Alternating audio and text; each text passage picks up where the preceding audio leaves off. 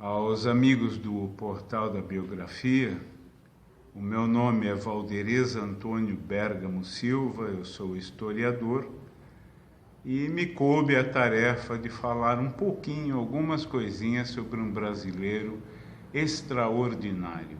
Na verdade, sobre um ser humano extraordinário, Cândido Mariano da Silva Rondon, tão pouco conhecido por gerações mais novas e por muitas pessoas e com crédito amplo para ser venerado pelo país, pelo mundo e servir de inspiração em tempos, sobretudo, de crise como nós temos atravessado.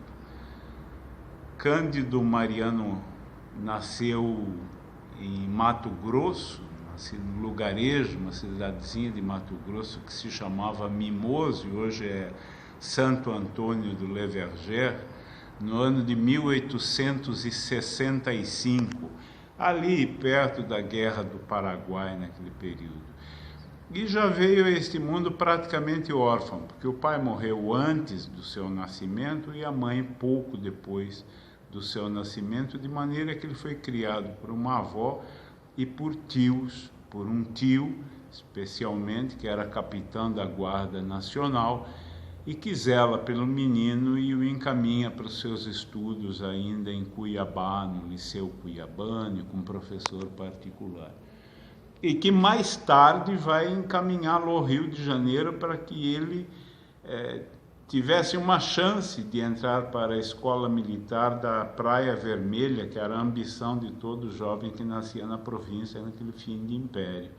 E onde ele entra, ele consegue efetivamente ser admitido, passa por uma série de dificuldades, mas estudando com muito afinco, ele ali vai se formar em matemática e ciências físicas e naturais.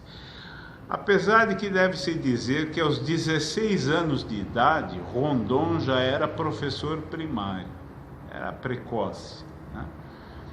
E é na escola militar, já com a patente garantida, e que ele se torna professor nessas áreas em que havia se dado tão bem.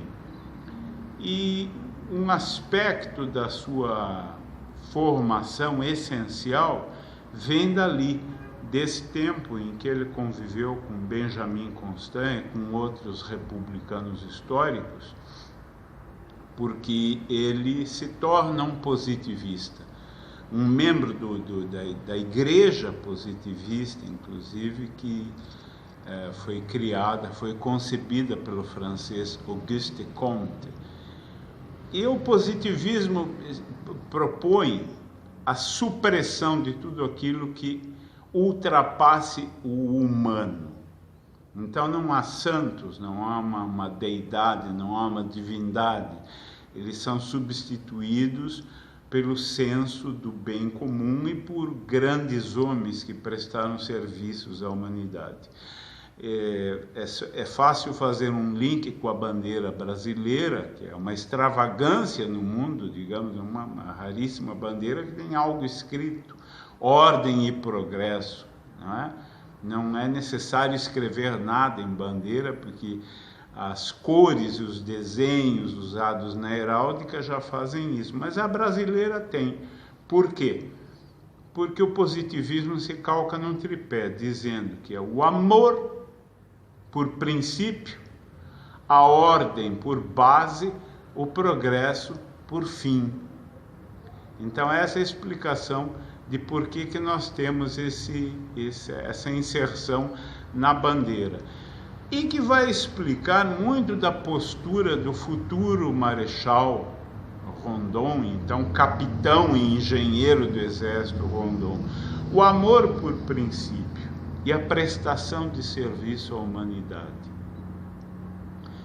É imbuído desse caráter que ele começa a prestar os serviços na extensão do telégrafo para aquelas regiões do Mato Grosso, do centro e do norte do país, que eram incomunicáveis, Para que se tenha uma ideia, a notícia da proclamação da República no Rio de Janeiro só chegou a Cuiabá 15 dias depois, porque era necessário pegar um vapor, descer, subir pelo Rio da Prata, Rio Paraguai e acessar Cuiabá.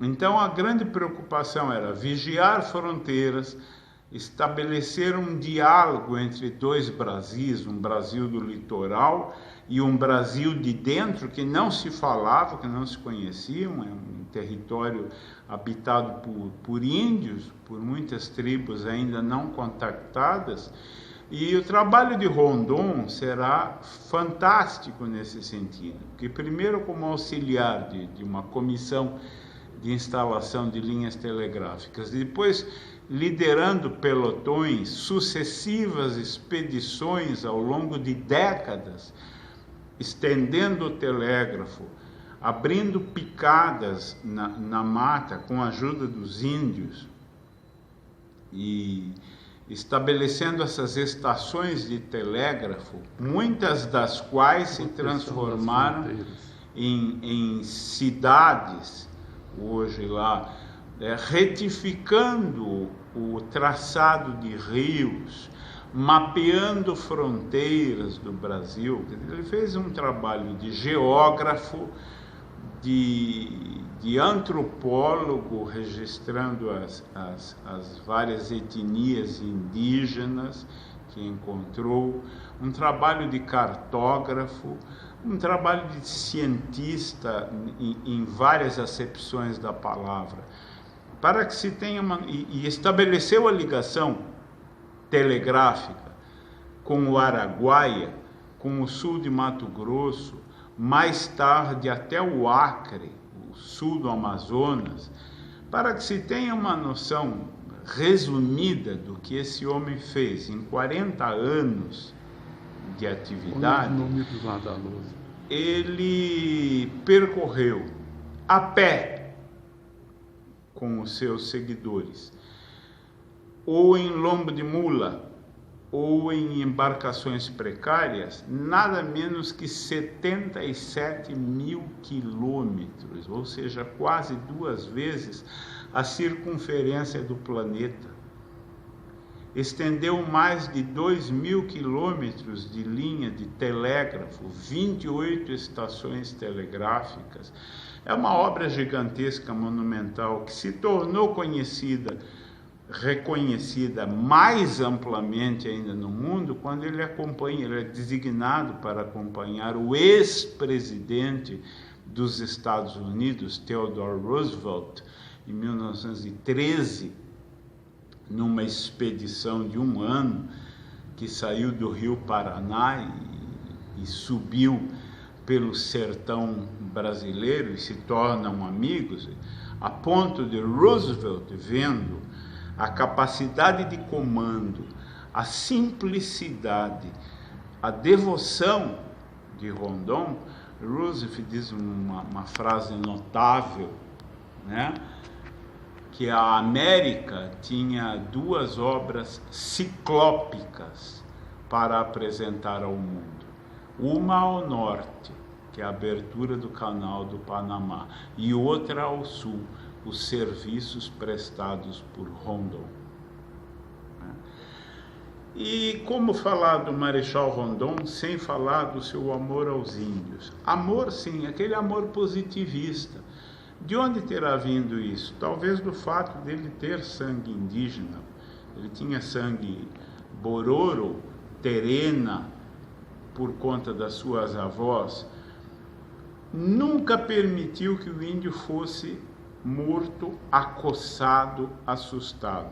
Mesmo em situações de perigo, com os Nhambiquara, por exemplo, que chegaram a disparar seta envenenada contra ele, Rondon insistia com os seus comandados: não revidem nunca. Mandou afixar placas ou cartazes nos postes de telégrafo, proibindo que se atirasse nos índios, nem que fosse para afugentá-los. E teve um trato tão humano para com esses nossos irmãos da selva, entendendo que eles nada mais faziam do que de preservar as suas terras, que cunhou a sua frase mais famosa: morrer se preciso for, matar nunca. E os indígenas, depois de conhecê-lo, acabaram dando a ele uma honra altíssima. O chamavam de Pagmegera. Pagmegera é grande chefe, acima dos caciques, acima dos murubixabas. Não é? Foi Rondon que dirigiu o serviço de proteção ao índio, ainda na República Velha. Foi Rondon que fez as indicações para que surgisse o Parque Nacional do Xingu. Portanto, é uma obra realmente, como disse Roosevelt, ciclópica. Ele receberá inúmeras honrarias no final da vida. O Congresso Nacional, em 1955, entrega a ele a patente de Marechal, uma exceção, porque Marechal da Paz, né? E não um Marechal forjado em batalha. Dá ao antigo território de Guaporé o nome de Rondônia. E vejam, ele foi indicado ao Prêmio Nobel da Paz 2 vezes, uma delas referendado por Albert Einstein. Einstein que disse que conhecer um homem como Rondon era o principal objetivo da sua visita ao Brasil.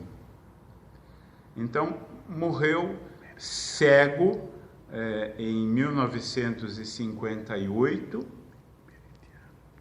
e amplamente reconhecido no exterior. Hoje nós temos, por exemplo, um meridiano 52 é batizado de Meridiano Rondon, numa decisão tomada de consenso por inúmeras nações. O Meridiano 52 é o Meridiano Rondon.